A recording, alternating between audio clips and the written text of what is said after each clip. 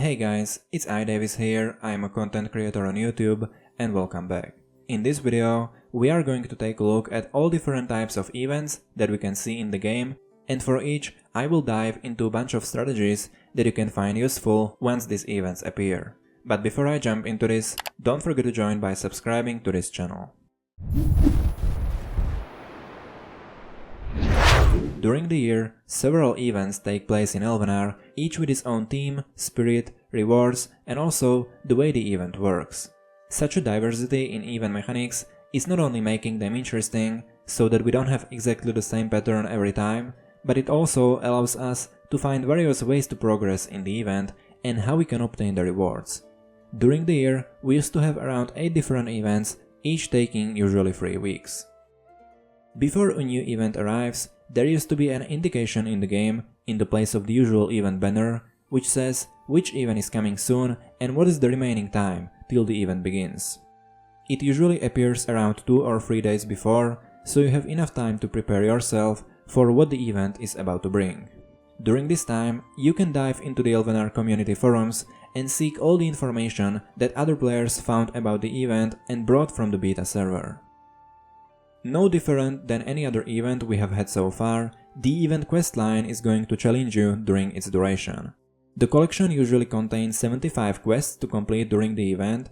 Now I'm going to give you a portion of hints that will help you with completing the most common quests that the questlines used to contain. The number 1, keep your city with your chapter. A lot of quests require production of goods or supplies, and the required amounts are calculated by the chapter you are in. For these quests, it's very helpful for you to always keep leveling your manufactories to the highest possible level that you have available by the research, so that they can produce the highest possible amount of goods. Hint number 2, keep some free space in your city.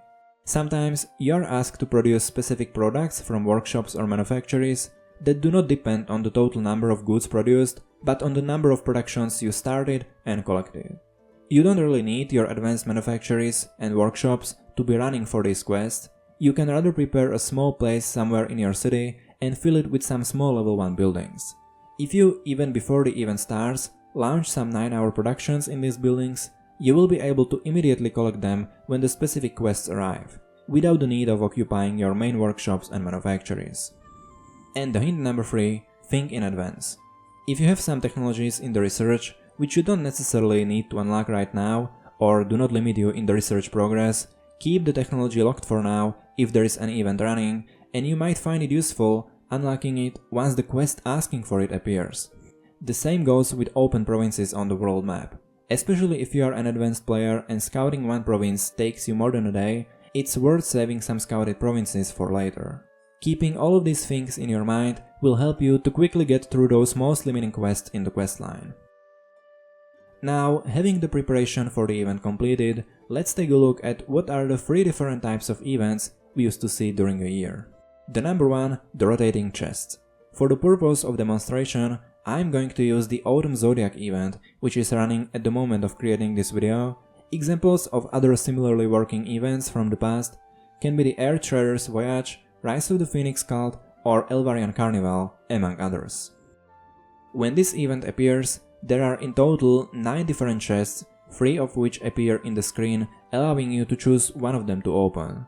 After the chest is opened, the chests keep rotating until another 3 are randomly selected. Each chest contains a predefined set of possible rewards, among which you can find various instants, units, knowledge points, but also goods and daily exclusives, for which each chest has its own specific chance. This said, you can find your favorite chest of the event based on what is your main objective during the event. Are you interested in daily prizes? Or did the main prize, which is usually an evolving building, catch your attention? Based on your preferences, you can choose the most suitable chests for reaching your goal. If your goal is the main prize, then you will probably want to have the building fully evolved, for which you will need to choose the best chest for receiving the event payback currency, the one that helps you to unlock grand prizes. To determine such chests, you can divide the cost of the chest by the number of provided event payback currency, and you get the cost for 1 event payback for each of the chests. This is the simple approach, and you might find it useful including the event currency rewards, which are to be found in some chests, into calculation as well. For this, you can always find various helpful posts in the community forums, so it's definitely worth checking them as soon as a new event is on the horizon. If you aim for daily prizes, you can similarly calculate the best chests for it. However, keep in mind that each event comes with different numbers and rewards, so you may find it useful to play with every event on its own.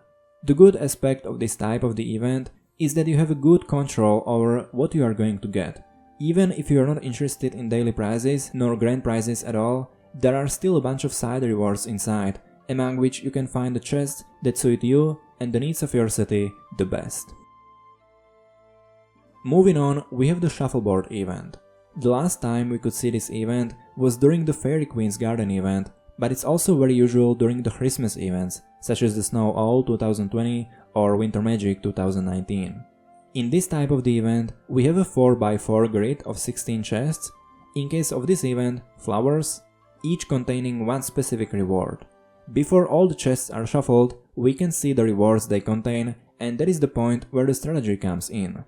On the right side of the board, we have 3 special powers at our disposal. The Magnifying Glass, which reveals the rewards of 2 different chests, Double Reward, which will double the reward of the next chest you open, and the Shuffle power, which will reshuffle the board by closing all the open chests and renewing the set of possible rewards in them. Now let's consider our 2 usual approaches towards the events. If you are aiming for daily prizes, the thing to keep in mind is that in this event, only one of the chests in the grid contains a daily prize. If you strategically use the available items, the chance of opening this chest can get much higher than 1 to 16 though. For each chest you open, the counter for these powers goes up, allowing you to activate a special effect once the required number is reached. You can precisely time activating this effect, and you may result in finding a daily prize using the Magnifying Glass and opening the respective chests with the double reward, allowing you to obtain 2 daily prizes at once. Also, once you are done with looking for a daily prize, you can immediately use the Shuffle power, as there is no other daily prize in the current set of rewards, and you can save your event currency for the next collection of rewards. On the other hand, if your main goal is the main prize, and you are focusing on grand prizes of the event, the Shuffle button might not be very handy for you. Every time you open all the chests available, the board reshuffles automatically, which results in saving your event currency and allows you to open more chests, and so obtain more of the event payback after all. Some chests even contain multiple event payback pieces, so you can strategically use special items to easily find and even double such rewards. Last, but definitely not least, we have the so-called Tile event. The last time we could see this mechanic live was during the Halloween event and its Misty Forest, one great event. It has a very different mechanic from any of the previous 2 and allows you to apply your strategies much deeper for obtaining the rewards. To quickly describe how this event works, every time you are put into a different environment, in case of this event it was a dark forest covered by the fog, and your task is to clear the tiles of the playground and reveal the special items and rewards for you. For revealing and moving on the playground, you use 3 different items. One for revealing one single tile only, the second for revealing one column of the tiles, and the third one revealing the square of 3x3 size. The way these tools work allow you to play with several strategies they have to offer. The main priority in this event is to be moving forward as much as possible. Instead of clearing every single tile in the playfield, it's more efficient to reveal a new area coming from the right side of the screen. The important thing to keep in mind here is that the fog, or generally the cover you are revealing, consists of 2 phases. The opaque one is the one that doesn't touch any part of the already cleared area. You cannot see the rewards behind this tile, even if it does contain a reward. On the other hand, once you clear the tile, all of the fog around becomes transparent, allowing you to see whether there is a reward behind or not. There is no need to fully reveal the tiles, in which it is clear that they do not contain any reward, but you can rather keep moving forward and keep revealing more of the area around. Every time, you should also think about which tool is the most appropriate in a specific situation. For example, in this case, none of the tools is more beneficial than the lantern, which reveals the column of the tiles, as this will uncover the most of the tiles possible. Instead of using this tool in this column, I will rather use it in the following one, as here I will manage to uncover many more tiles around. Not only those directly under the lantern, but I will also manage to see what and whether there are rewards in both surrounding columns of tiles.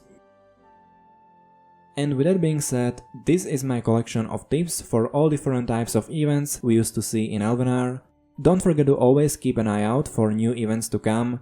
Visit the Elvenar forums to find all the detailed information about every single event taking place. And thank you for watching, and I will see you guys in the next video.